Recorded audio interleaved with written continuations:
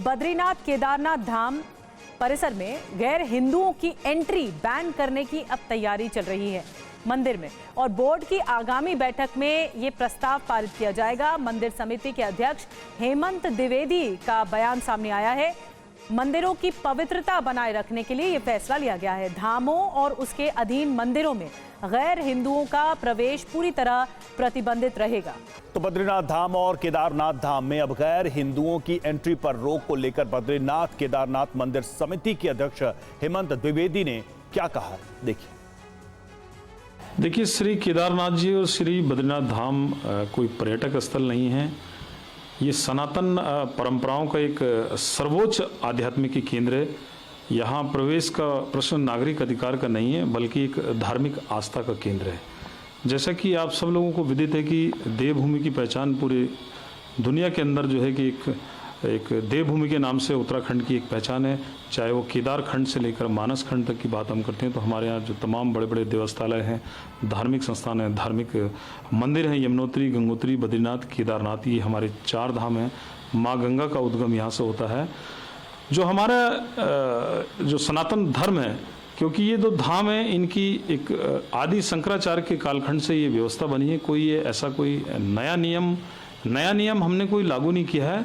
हम सबका मानना भी है और हमारे जो तीर्थ पुरोहित हैं, हमारे जो स्टेक होल्डर हैं, जो संत समाज है, सभी का ये मानना है कि इस प्रकार के जो हमारे धार्मिक संस्थान हैं, इन धार्मिक आस्था के केंद्रों पर गैर हिंदुओं का प्रवेश वर्जित होना चाहिए। अब आपको बताते हैं, बद्रीनाथ केदारनाथ धाम में गैर हिंदुओं की अगर एंट्री रोकने की तैयारी है तो फिर कई सवाल भी हैं। पहला ये कि वहाँ पर स्थानीय मुस्लिम कारोबारी हैं, उनका क्या होगा, जिनकी रोजी रोटी चलती है।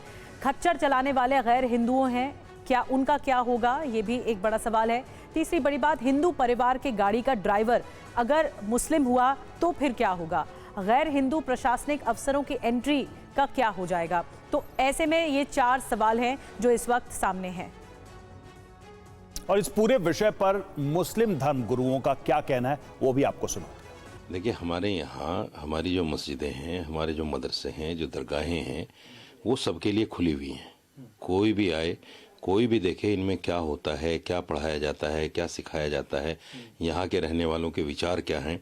मैं तो कहता हूँ, आमंत्रित करता हूँ कि आएँ सब लोग, हिंदू, सिख, ईसाई, जितने भी लोग हैं, सब आएँ, देखें। हम पर जो इल्ज़ाम लगता है कि मदरसों में पढ़ाया जाता है, हम तो दावत देते हैं कि आओ देखो क्या पढ़ाया जाता है मदरसों में। पाबंदी, उनका जो कदम है उसको किस पाबंदी में, हाँ वही मैं बता रहा हूँ, पाबंदी वही आदमी लगाता है जिसके दिल में कुछ खोट होता है। अवनीश पाल हमारे साथ, हमारे सहयोगी इस वक्त जुड़े हुए हैं, सीधे बात करते हैं उनसे। अवनीश, इस पूरे मामले पर राजनीतिक आरोप भी अब लगने शुरू हो गए हैं, खासकर बीजेपी की सरकार के ऊपर, लेकिन अभी तक सरकार की तरफ से इसमें क्या कहा गया है और इस निर्णय को लेकर जो संचालन समिति है उन लोगों की तरफ से क्या कहा गया है? क्या वास्तव में ऐसा कोई प्रतिबंध का निर्णय वो लेने जा रहे हैं और क्या सरकार को उनका समर्थन होगा?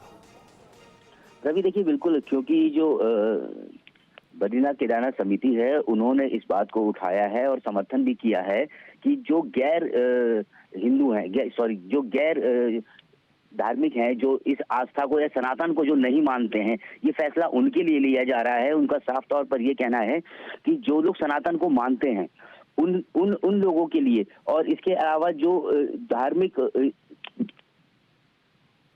इसीलिए जो है मुख्यमंत्री ने भी इसका समर्थन किया है। मुख्यमंत्री ने कहा है कि जो बद्रीनाथ केदारनाथ समिति है उसकी बोर्ड बैठक की जाएगी और उस बोर्ड बैठक में जो निर्णय लिया जाएगा उसके अनुसार ही आगे का इसमें फैसला लिया जाएगा। क्योंकि लगातार इस तरीके के जो सवाल अब उठ रहे हैं कि जो गैर हिंदू हैं, अभी पूरा विचार विमर्श हो रहा है, अब देखना होगा कि आगे क्या होता है। अवनीश ने हमें जानकारी दी, लेकिन इस बीच आपको बता दें मुस्लिम धर्मगुरुओं का क्या कुछ कहना है। मुस्लिम धर्मगुरु उमर अहमद इलियासी का इस मामले पर क्या कुछ कहना है, आपको सुनवाते हैं। देखिए, धर्म का विषय है और धर्म की अपनी एक उसकी इम्पोर्टेंस होती है, उसका महत्वता होती है। तो मुझे लगता है कि अगर उनके धर्म के मुताबिक, उनकी आस्था के मुताबिक, क्योंकि ये विषय आस्था का विषय है और आस्था के विषय में अगर वहाँ की जो कमेटी है टेम्पल की, उसने ये फैसला लिया है कि नॉन हिंदू यहाँ नहीं आएगा, तो मुझे लगता है कि किसी को पहली बात तो आपत्ति करनी नहीं चाहिए, क्योंकि हर जगह के अपने एक नियम होते हैं, रूल्स होते हैं। तो वैसे भी वहाँ मैं समझता हूँ कि मुस्लिम्स का गंगोत्री पे कोई काम है भी नहीं, और अगर इससे वहाँ जाने से अगर कोई मुस्लिम जाता है और वहाँ जाने के बाद अगर कोई झगड़ा फसाद भी होता है तो उससे नुकसान होगा।